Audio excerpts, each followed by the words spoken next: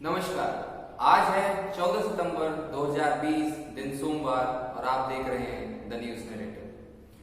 आज हिंदी दिवस है, तो सर्वप्रथम आप सभी भाइयों को हिंदी दिवस की बहुत बहुत शुभकामनाएं। 14 सितंबर 1949 को संविधान सभा ने दिया था हिंदी को राजभाषा का दर्जा।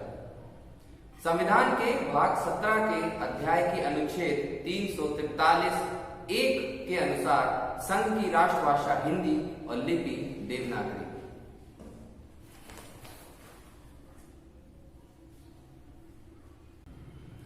सीएम का ऐलान, 16 तारीख से सभी गरीबों को 1 रुपए किलो देंगे अनाज। शिवराज ने कहा, कुर्सी खिसकते ही कमलनाथ को दिखने लगे हैं खेत। मुख्यमंत्री शिवराज सिंह चौहान ने रविवार को कहा कि कमलनाथ जब तक मुख्यमंत्री रहे तब तक उन्हें किसानों के खेत और उनकी पीड़ा नहीं दिखाई दी। जैसे ही उनकी कुर्सी खिसकी तो उनके खराब फसलें दिखाई देने लगी। अब खेतों में जाकर अन्नदाता से झूठी हमदर्दी दिखा रहे हैं। शिवराज ने भांडेर और गोहद में आयोजित सभा को संबोधित करते हुए पूर्व मुख्यमंत्री कमलनाथ पर यह तंज कसा। इस मौके पर उन्होंने ऐलान किया कि 16 सितंबर से उन सभी गरीबों को भी 1 रुपए किलो गेहूं दिया जाएगा जिन्हें अब तक इसका लाभ नहीं मिल रहा था। संबल योजना के तहत बहनों को बच्चे के जन्म से पहले 4,000 रुपए और जन्म देने के बाद 8,000 रुपए मिलेंगे। मालनपुर की फैक्ट्रियों में 75% स्थानीय युवकों को नौकरी दी जाएगी। इस दौरान मंत्री नरोत्तम मिश्रा भी मौजूद थे। कमलनाथ बोले, मुंह चलाने और सरकार चलाने में होता है अंतर। पूर्व मुख्यमंत्री कमलनाथ ने उनकी सरकार को ज्योतिरादित्य सिंधिया द्वारा किसान विरोधी बताते हुए चुनौती देते हुए कहा कि सिंधिया बताएं कि उनकी सरकार ने 36 लाख किसानों का कर्जा माफ किया या नहीं। सांवेर के अर्जुन बड़ौदा में सभा को संबोधित करते हुए कमलनाथ ने मुख्यमंत्री शिवराज सिंह चौहान पर आरोप लगाते हुए कहा कि ये घोषणा राजनीति जनता को गुमराह करने के लिए है। इन्हें रोजगार के लिए भटकता हुआ नौजवान दिखाई नहीं देता, मदद के लिए चिल्लाता किसान भी नजर नहीं आता। इनके कान बंद हैं, मुंह चालू है। मुंह चलाने और सरकार चलाने में अंतर होता है। विदेशी मेहमानों की बेकदरी, सारस का एयरगन से शिकार। रायसेन में पूर्वी साइबेरिया से हजारों किलोमीटर की यात्रा कर आए साइबेरियन क्रेन यानी कि सारस का इन दिनों मध्य प्रदेश में रायसेन जिले में गोहरगंज में डेरा है। अमूमन अक्टूबर में आने वाले इन विदेशी मेहमानों ने इस साल जल्दी दस्तक दी है। ये प्रवासी पक्षी यहाँ 4 महीने बिताएंगे और ठंड का मौसम खत्म होने से पहले अपने घर लौट जाएंगे। इस बार ये प्रवासी पक्षी स्थानीय लोगों की क्रूरता का शिकार हैं। कई लोग इनका एयरगन से शिकार कर रहे हैं। चीन की निगरानी में राष्ट्रपति, प्रधानमंत्री, मुख्यमंत्री और CJI राष्ट्रपति रामनाथ कोविंद, प्रधानमंत्री नरेंद्र मोदी, CJI बोबड़े, रक्षा मंत्री राजनाथ सिंह, CDS जनरल विपिन रावत, कांग्रेस अध्यक्ष सोनिया गांधी जैसी देश की टॉप हस्तियां चीन की निगरानी में। चीन सरकार और चाइनीज कम्युनिस्ट पार्टी से जुड़ी शेंजेन की एक बड़ी data company Zhenhua data information technology 10,000 से अधिक भारतीयों और संगठनों की निगरानी कर रही है। इस बात का खुलासा अंग्रेजी अखबार इंडियन एक्सप्रेस की पड़ताल में हुआ है। यह कंपनी इन हस्तियों की रियल टाइम निगरानी कर रही है। ड्रैगन की निगरानी में मध्य प्रदेश के सीएम शिवराज सिंह चौहान, राजस्थान के सीएम अशोक गहलोत, पश्चिम बंगाल के सीएम ममता बनर्जी, पंजाब के सीएम कैप्टन अमरिंदर सिंह, महाराष्ट्र के सीएम उद्धव ठाकरे और उड़ीसा के सीएम नवीन पटनायक शामिल हैं। कोरोना के साए में संसद आज से चीन विवाद और बेरोजगारी पर घेरेगा विपक्ष। 5 मुद्दों पर होंगे 2-2 हाथ। कोरोना महामारी के बीच संसद का मानसून सत्र सोमवार सुबह 9 बजे शुरू होगा। 7 दशकों में पहली बार संसद कई ऐतिहासिक बदलावों के साथ चलेगी। पहली बार संसद के दोनों सदन अलग अलग पाली में चलेंगे। प्रश्नकाल नहीं होगा। निजी विधेयक का भी पेश नहीं होंगे। सत्र से पहले हुई जांच में 5 और सांसद पॉजिटिव पाए गए। इससे पहले ही 8 मंत्रियों और 30 से अधिक सांसदों को कोरोना हो चुका है। सत्र में केंद्र 11 बिल पेश करने जा रही है जो अध्यादेशों का स्थान लेंगे। इनमें किसानों से जुड़े 3 प्रमुख विधेयक शामिल हैं जिनका देश के कई हिस्सों में विरोध हो रहा है। विपक्ष भी इनका विरोध कर रहा है। यही चीन से विवाद, कोरोना पर सरकारी नीति, अर्थव्यवस्था और बेरोजगारी के मुद्दे पर विपक्ष सरकार को घेरेगा। गृह मंत्री अमित शाह एम्स में हैं, तो कांग्रेस अध्यक्ष सोनिया गांधी इलाज के लिए राहुल गांधी के साथ अमेरिका में। वही 370 हटने के बाद पहली बार फारूक अब्दुल्ला किसी संसद सत्र में शामिल होंगे। अमित शाह फिर एम्स में भर्ती, होगी संपूर्ण जांच। गृह मंत्री अमित शाह शनिवार रात करीब 11 बजे दिल्ली एम्स में फिर से भर्ती हुए हैं। 2 सप्ताह बाद 55 वर्षीय शाह को दूसरी बार एम्स में भर्ती किया गया है। इससे पहले कोरोना संक्रमित होने पर 2 अगस्त को वे गुरुग्राम के मेदांता अस्पताल में भर्ती हुए थे। उन्होंने खुद ट्वीट कर इसकी जानकारी दी थी। 14 अगस्त को कोरोना रिपोर्ट नेगेटिव आने के बाद उन्हें डिस्चार्ज किया गया, लेकिन थकान और बदन दर्द की शिकायत होने के बाद 18 अगस्त को एम्स में भर्ती कराया गया और 30 अगस्त को अस्पताल से छुट्टी दे दी गई। बाहर से आने वाले परीक्षार्थियों के लिए बनाए 5 केंद्रों में से 4 खाली, मदद के लिए भटकते रहे। प्रशासन की व्यवस्थाएं कागजों तक ही मजबूत दिखती हैं, जमीन पर हालात उलट होते हैं। पिछले दिनों हुए जेईई के तरह नीट में आए दूसरे शहर के परीक्षार्थी परेशान हुए। मदद के लिए 5 सेंटर तय हुए थे, जहां से उन्हें केंद्र पहुंचाने की जिम्मेदारी शिक्षा विभाग के 10 अधिकारी कर्मचारियों पर थी। नादरा बस स्टैंड पर राजेश गुप्ता, दिलीप अत्रे, आईएसबीटी पर महेश सैनी, आरके तेलकर, हबीबगंज पर संजय चौधरी और अमोल अधोलिया, भोपाल स्टेशन पर एमएम खान, खोजमा बादशाह और हलालपुर बस स्टैंड पर वेद प्रकाश और भागवत प्रसाद की ड्यूटी लगाई गई थी। लेकिन सुबह से 5 बजे तक की स्थिति में भोपाल स्टेशन के प्लेटफॉर्म नंबर 1 की तरफ को छोड़कर कहीं भी अधिकारी या कर्मचारी नजर नहीं आए। दिन भर उमस, शाम को तेज हवा के साथ आधे घंटे में पौने इंच बारिश। भोपाल में दिन भर की गर्मी और उमस के बाद शाम को गरज और चमक शुरू हुई तो शहर के अलग अलग हिस्सों में तेज हवाओं के साथ बौछारें पड़ने लगी। आधे घंटे से भी कम समय में शहर में पौन इंच यानी कि 20 मिलीमीटर बरसात दर्ज हो गई। मौसम विभाग ने अगले 24 से 48 घंटों में भी मानसून गतिविधियां होने का अनुमान व्यक्त किया। 70 में से 62 सदस्यों का कार्यकाल फरवरी में हो चुका है खत्म। मास्टर प्लान सुनवाई समिति, सदस्य ही नहीं तो समिति कैसी, सुनवाई पर ही उठे हैं सवाल। भोपाल मास्टर प्लान ड्राफ्ट 2031 की सुनवाई करने जिन 70 जनप्रतिनिधियों को शामिल कर समिति गठित कर नोटिफिकेशन जारी किया गया, उनमें से 62 का तो मार्च 2020 के पहले ही कार्यकाल खत्म हो गया है। ऐसे में समिति के गठन के साथ ही सुनवाई पर सवाल खड़े हो रहे हैं। समिति में सरपंच, पंचायत सदस्यों की संख्या 60 है और इनका कार्यकाल फरवरी 2020 में ही खत्म हो चुका है।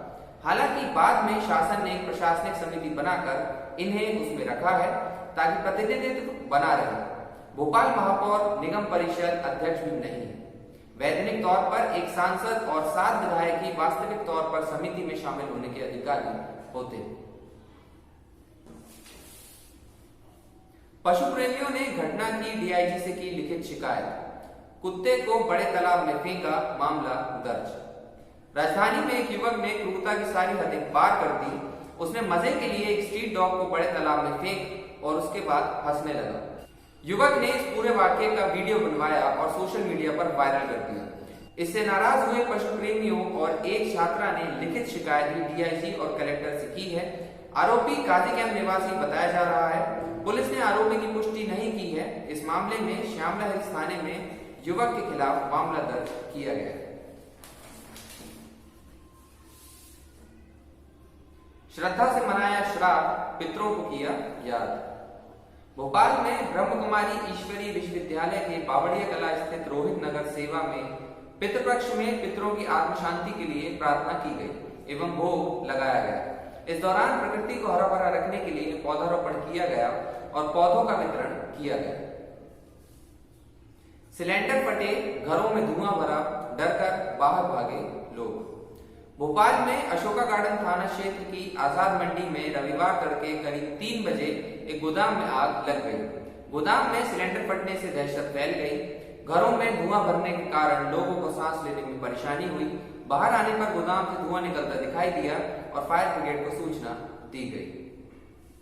सुबह 6 बजे आग पर काबू आया।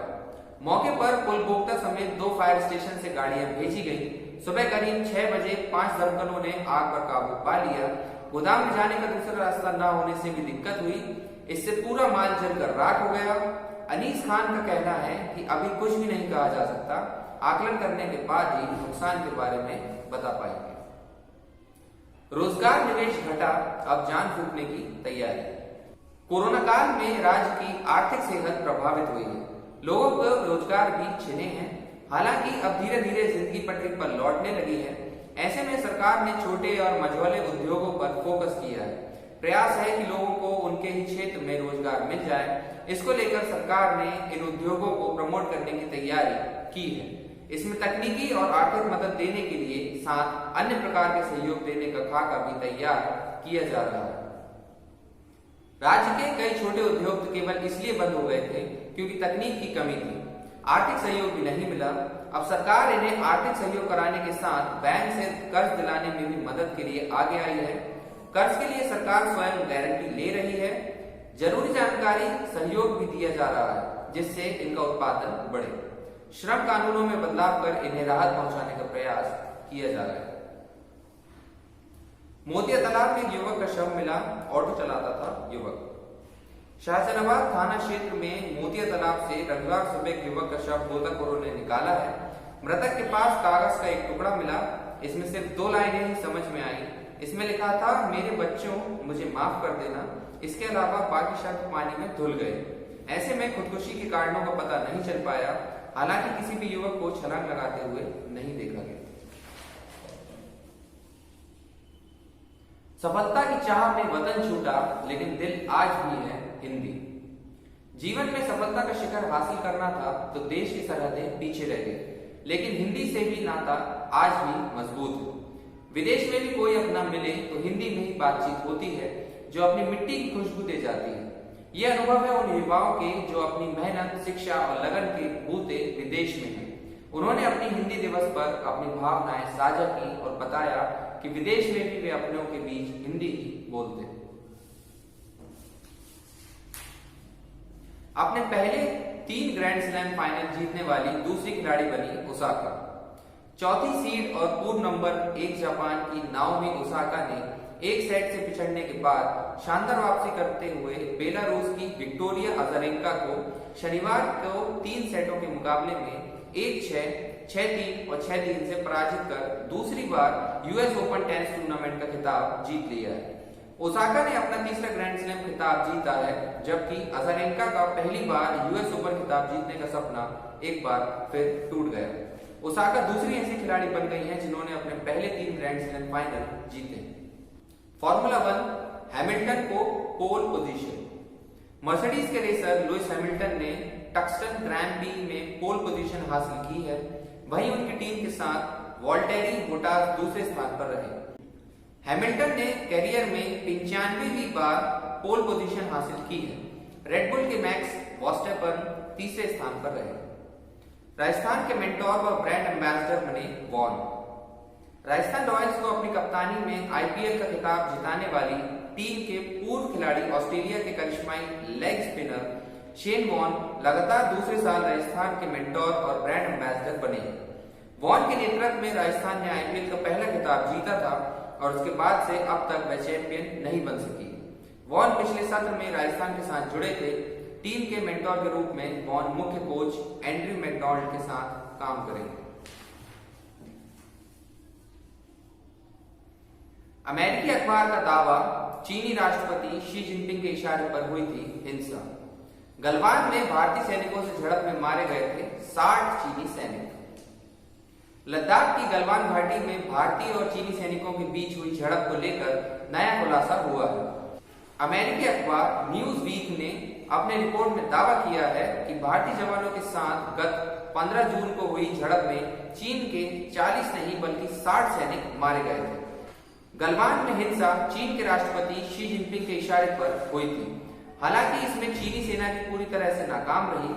बहरहाल अमेरिकी अखबार ने आगाह किया है कि चीन अपनी विफलता से और बौखलाहट में है। ऐसे में इसके दूरगामी परिणाम हो सकते हैं। जिनपिंग अपनी फौज में विरोधियों को बाहर करने व वफादारों को बड़े पदों पर बिठाने की तैयारी कर रहा है। वह भारत के खिलाफ बड़े और कड़े कदम उठाने की कोशिश में भी जुटा है। ऐसे में सीमा पर तनाव बढ़ सकता है। महाराष्ट्र को बदनाम करने की साजिश, उद्धव ठाकरे। सुशांत सिंह राजपूत की मौत से उपजे अभिनेत्री कंगना रनौत बनाम महाराष्ट्र सरकार विवाद पर सीएम उद्धव ठाकरे ने किसी का नाम लिए बिना इसे महाराष्ट्र को बदनाम करने की साजिश बताया। टीवी पर जनता को संबोधन के बीच ठाकरे ने कहा कि महाराष्ट्र की जो बदनामी हो रही है उस पर फिर कभी बोलूंगा। मेरी खामोशी को कमजोरी ना समझें, मैं कोरोना और सियासी तूफान दोनों से निपटूंगा। उधर कंगना अपनी बहन के साथ राज्यपाल भगत सिंह कोश्यारी से मिली।